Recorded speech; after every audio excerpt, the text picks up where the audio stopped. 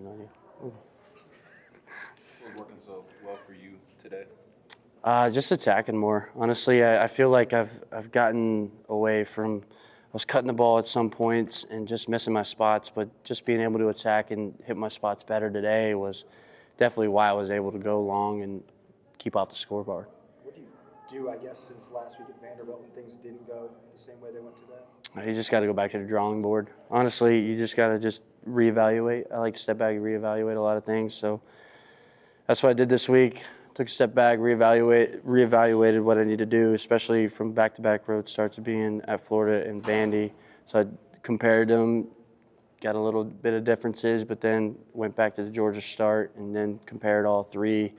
And then obviously today was pretty good. What were some of the things from the Georgia start that you went back to maybe that provided for some success? Just location of pitches, because like I said, I was at Vandy. I was just cutting the ball over the middle, and I think that's where Espinal hit his backside homer. And it's just this game is so weird because some days a pitch doesn't get hit, and some days it's hit 450. So it comes and goes. It's good and bad with baseball, man. I mean, I won't lie, I've been frustrated these past two starts, just trying to figure out how to get out of the first inning, and getting out of the first inning today was like I felt like I went to CG because I was like, okay, I can do this, but now we just have to extend it a little bit. What are some of the emotions and excitement behind winning the SEC title? I've been blessed enough to have been a part of this for a while now, so it's just another thing under the belt. And obviously we got Hoover coming up, which is a fun place to be at because there's a Dave & Buster's to the left of the hotel. I still have my card from freshman year, and it's connected to a mall with some Chick-fil-A, about every option you can think of. So it'll be fun to go back to Hoover.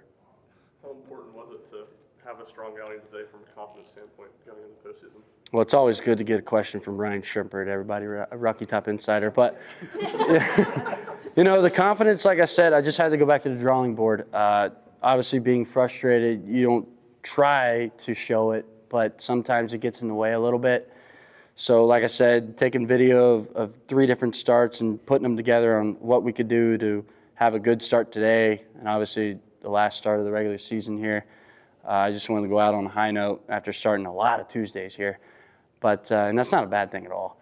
But, the confidence was a little low, but honestly, I just got to keep attacking, and obviously it worked well today. You kind of touched on it, but senior regular season finale today and then the chance to win the SEC championship, any of that going through your mind while you're on the bump? I got a little bit emotional afterwards. I wasn't like crying, but like I could feel myself getting a little bit emotional. Geez, I'm stuttering. See, now look at you, you made me cry.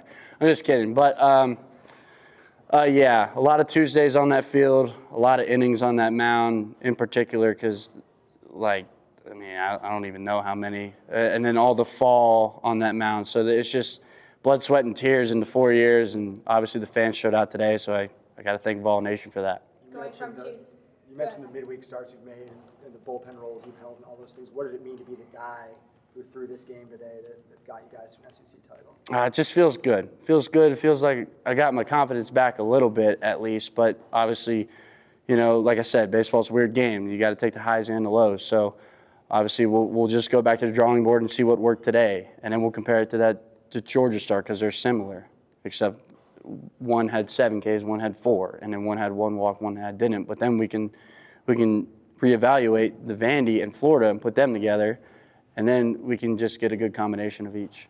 Going from a midweek guy to a Sunday starter, what does that payoff feel like for you in your career? I guess longevity, but just being able to show that I can compete with SEC hitters. I was blessed enough to be in the Cape last summer, and that gave me a little bit of a reality check, and seeing a bunch of D1 guys on the team. It's like a D1 all-star team.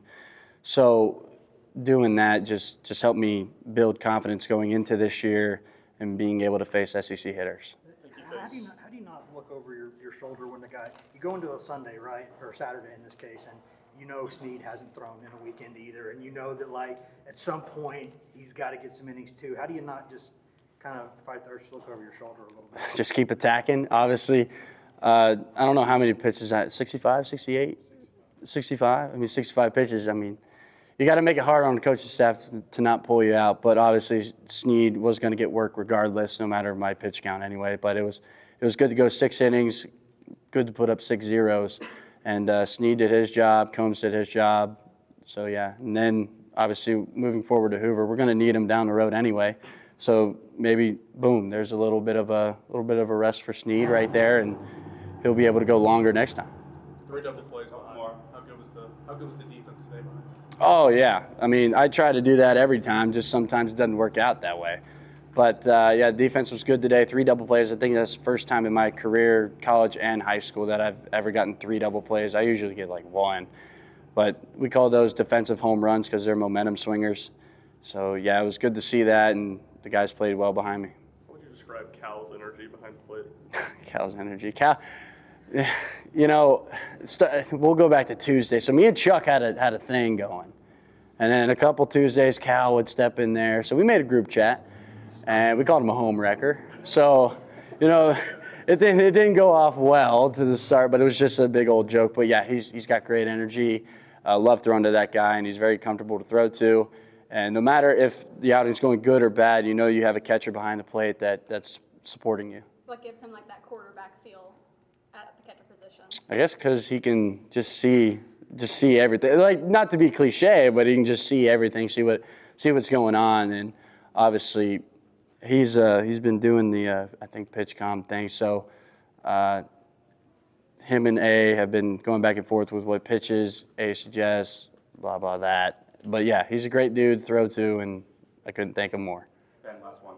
Why was this pitching staff able to overcome the loss of Frank Anderson, AJ Russell, and win an SEC championship? Jeez, and what kind of boost will AJ coming back and pitching be for the staff? AJ will fit right in, no matter what role he'll get.